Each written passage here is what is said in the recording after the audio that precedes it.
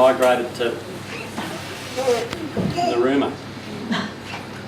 Then he became mayor of a little section of Narooma called Mystery Bay. And, pardon? Mayor of Mystery Bay.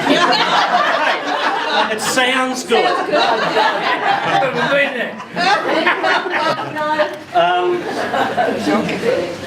Would you like to say a few words?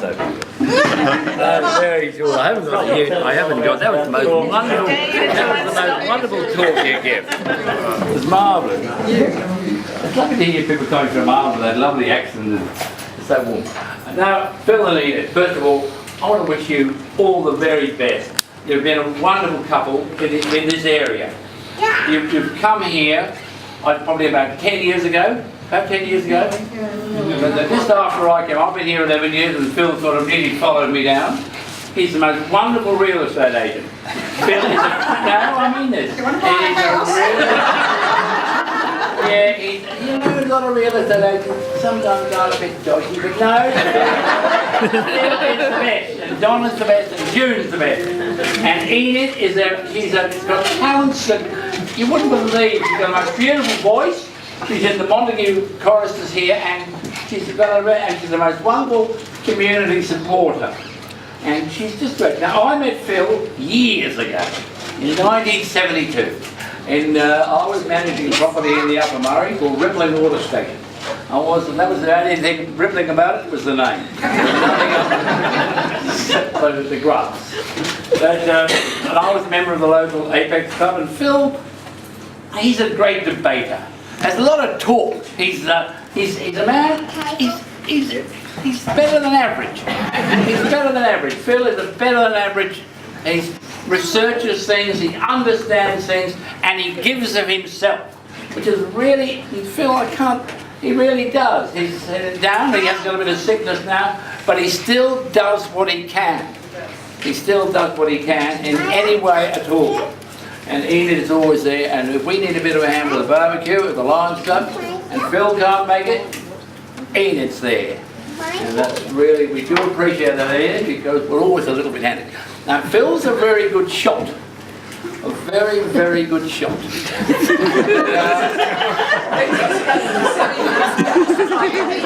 I don't know if you've ever been in a service club, but they're always a bit short of money. And we're always sort of thinking up schemes where we can make money.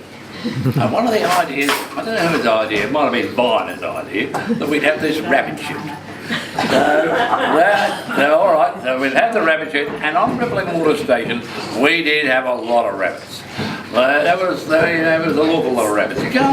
Today you can't, unless you go down to the local caravan park where there are a lot of rabbits at the moment, you can't believe what the rabbits were like, the young people.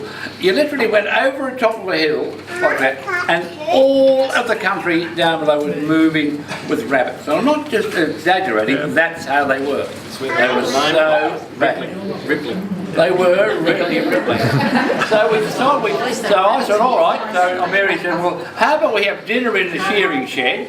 And dinner in those days, people tended, we weren't so nannied like we are today. We're a bit nannied today. So we were allowed to have a couple of beers and then get the guns, and Mary made a great big steak and kidney pie in the Valvin there, and out she came and had a big feed, and then we started going probably a little bit late for rabbit shooting. After dinner, and we went out and all that. All you could see were these vehicles going all over the place. It was very hilly, and you ping, ping, ping. No one had any idea where the bullets were going. Anyway, we arrived over, there's a lot of rabbits, and they most of it, when you shot a rabbit in those days, you meant to shoot it in the head. But these had been shot anywhere else but the head. They'd been shot at the biggest part of the rabbit. Anyway, so that wasn't much fun. When we looked at the rabbits and what are we going to do with these rabbits? I think they'd still be there in a heap where they were left. By that time it was sort of 1 o'clock in the morning, but we had a lot of fun, and we had lots of other good things in the Upper Murray. One of the other good things we had was the head of the river boat race. That was just the greatest thing in the Upper Murray. You wouldn't even be allowed to have it. today, and everybody made a craft, and we put it in somewhere up the river where they had a sort of nudist camp now.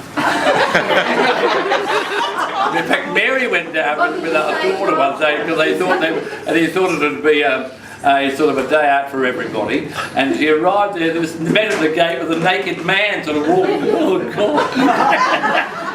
They do all sorts of things in the Upper Murray.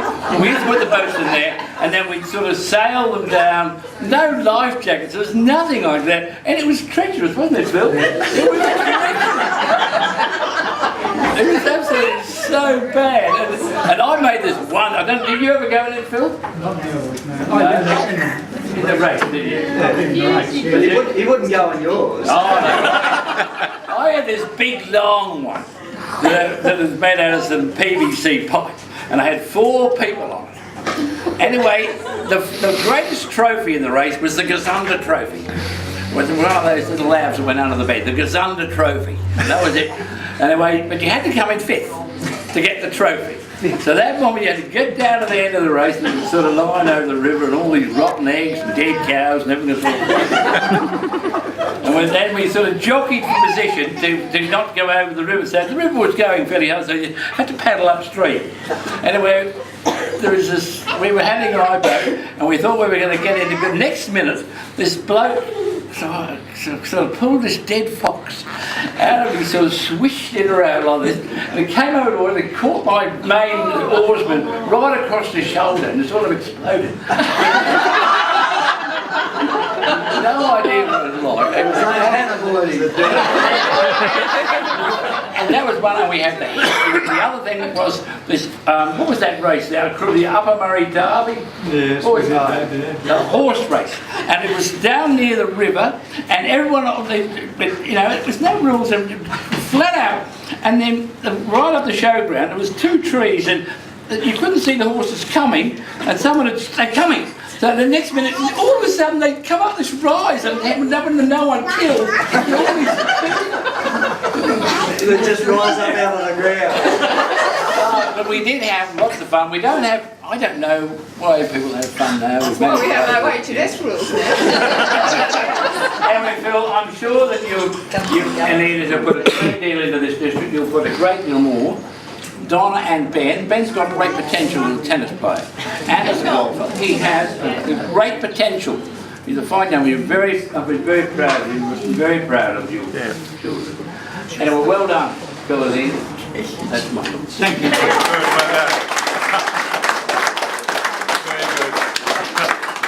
That feel better, George? Well done, George. Thanks, George. Thank you.